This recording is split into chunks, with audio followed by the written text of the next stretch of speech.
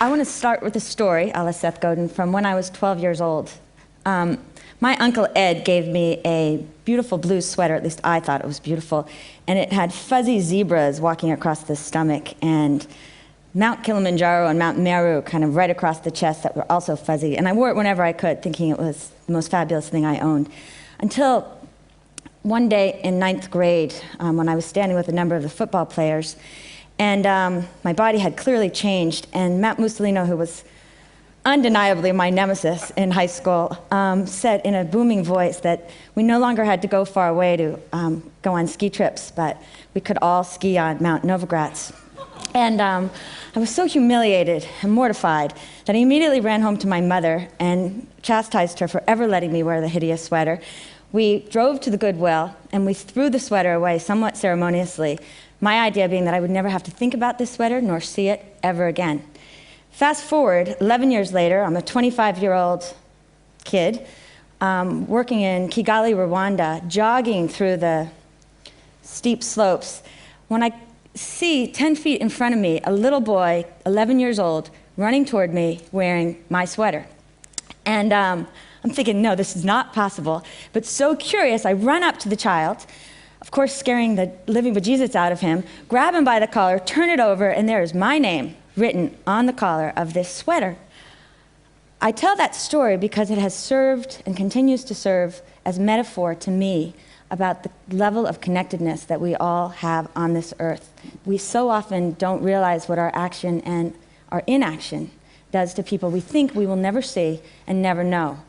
I also tell it because it tells a larger contextual story of what aid is and can be, that this traveled into the Goodwill in Virginia and moved its way into the larger industry, which at that point was giving millions of tons of secondhand clothing to Africa and Asia, which was a very good thing, providing low-cost clothing. And at the same time, certainly in Rwanda, it destroyed the local retailing industry. Not to say that it shouldn't have, but that we have to get better at answering the questions that need to be considered when we think about consequences and responses. So I'm going to stick in Rwanda, circa 1985, 1986, where I was doing two things. I had started a bakery with 20 unwed mothers. We called the Bad News Bears, and our notion was we were going to corner the snack food business in Kigali, which was not hard because there were no snacks before us. And because we had a good business model, we actually did it. And I watched these women transform on a micro level. But at the same time, I started a microfinance bank. And tomorrow, Iqbal Kadir is going to talk about Grameen, which is the grandfather of all microfinance banks, which now is a worldwide movement. You talk about a meme. But then, it was quite new, especially in an economy that was moving from barter into trade. We got a lot of things right. We focused on a business model. We insisted on skin in the game. The women made their own decisions at the end of the day as to how they would use this access to credit to build their little businesses, earn more income so they could take care of their families better. What we didn't understand, what was happening all around us, with the confluence of fear, ethnic strife, and certainly an aid game, if you will, that was playing into this invisible but certainly palpable movement inside Rwanda, that at that time 30% of the budget was all foreign aid. The genocide happened in 1994, 7 years after these women all worked together to build this dream. And the good news was that the institution, the banking institution, lasted. In fact, it became the largest rehabilitation lender in the country. The bakery was completely wiped out. But the lessons for me were that accountability counts. You've got to build things with people on the ground, using business models where, as Stephen Levitt would say, the incentives matter.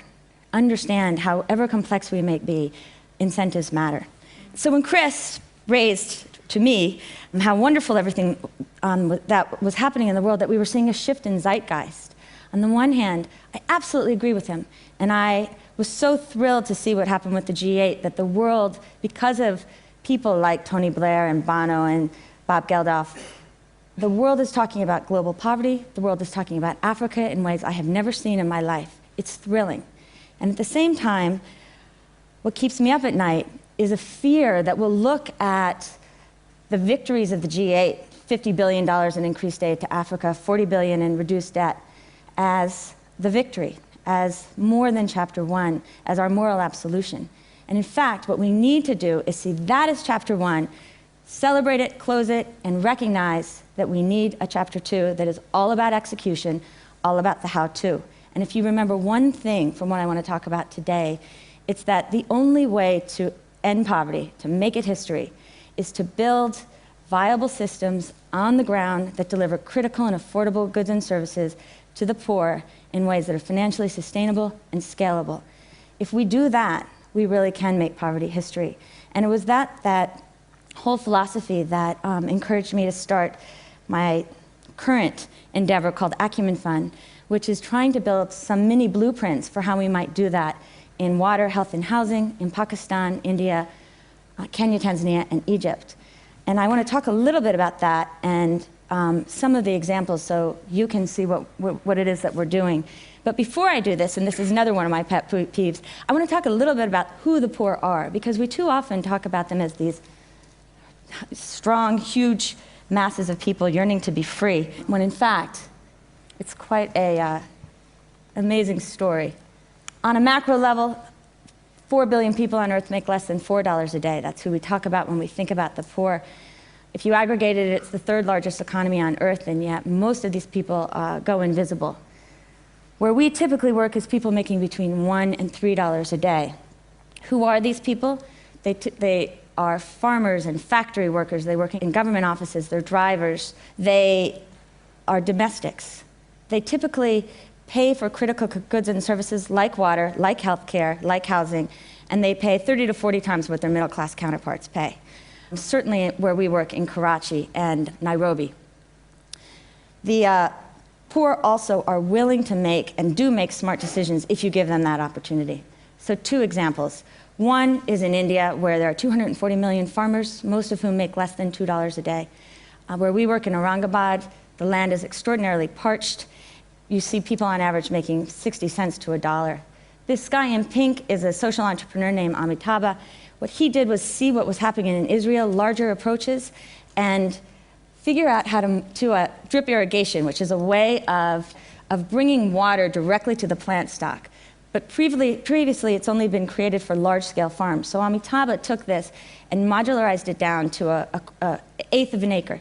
A couple of principles: build small, make it infinitely expandable and affordable to the poor. This family, Sarita and her husband, bought a $15 unit when they were living in literally a 3-walled lean-to with a corrugated iron roof. After one harvest, they had increased their income enough to buy a second system to do their full quarter acre. A couple of years later, I meet them. They now make $4 a day, which is pretty much middle class for India, and they showed me the concrete foundation they just laid to build their house. And I swear you could see the future in that woman's eyes, something I truly believe.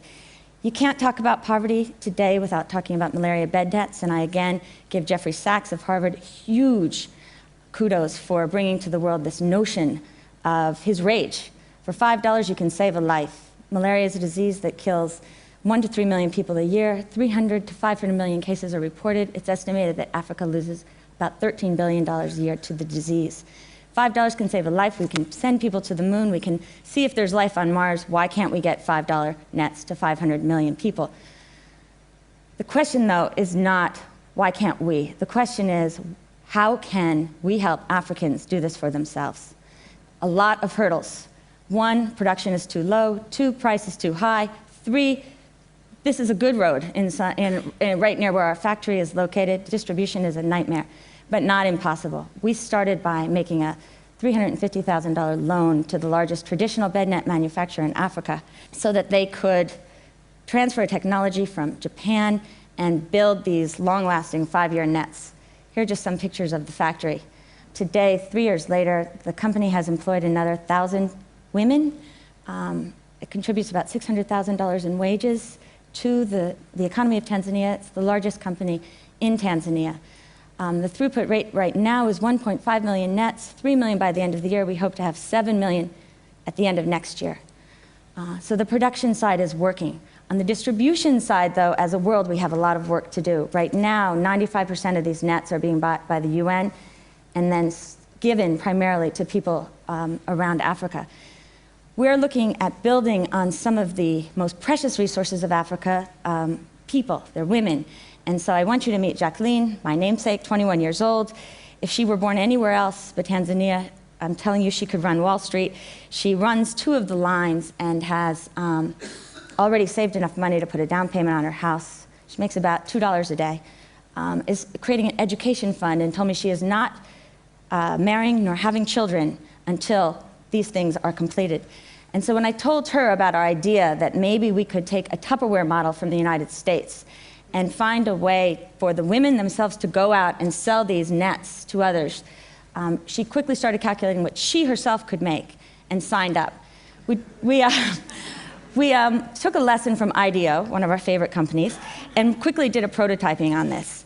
And took Jacqueline into the area where she lives. She brought 10 of the women with whom she interacts together to see if she could sell these nets $5 a piece, despite the fact that people say nobody will buy one.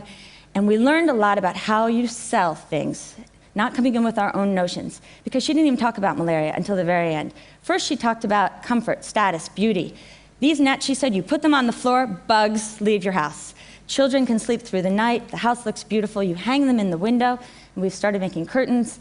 And not only is it beautiful, but people can see status, that you care about your children. Only then did she talk about saving your children's lives. A lot of lessons to be learned in terms of how we sell goods and services to the poor. I want to end just by saying that there's enormous opportunity to make poverty history. To do it right, we have to build business models that matter, that are scalable, and that work with Africans, Indians, people all over the developing world who fit in this category to do it themselves. Because at the end of the day, it's about engagement, it's about understanding that people really don't want handouts, but they want to make their own decisions, they want to solve their own problems, and that by engaging with them, not only do we create much more dignity for them, but for us as well. And so I urge all of you to think next time as to how to engage with this notion and this opportunity that we all have to make poverty history by really becoming part of the process and moving away from an us and them world and realizing that it's about all of us and the kind of world that we together want to live in and share. Thank you.